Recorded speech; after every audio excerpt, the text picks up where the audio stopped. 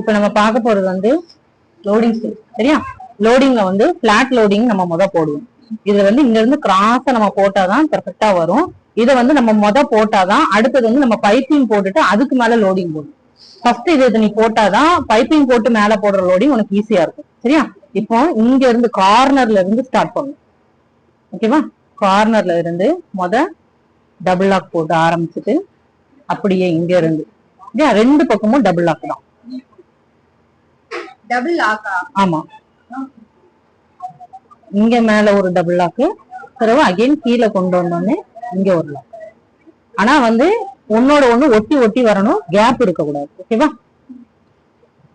மேல ஒரு double lock, கீழே ஒரு டபுள் லாக்.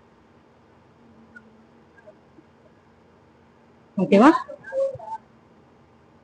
நம்ம வந்து இத வந்து ஸ்ட்ரைட்டா போடக்கூடாது. என்னைக்குமே வந்து லோடிங்க வந்து கிராஸா போட்டாதான் அதோட பினிஷிங் வந்து நல்லா இருக்கும். சரியா? லோடிங்னாலே வந்து கிராஸா தான் போட ஆரம்பிக்கணும், ஸ்ட்ரைட்டா போடக்கூடாது.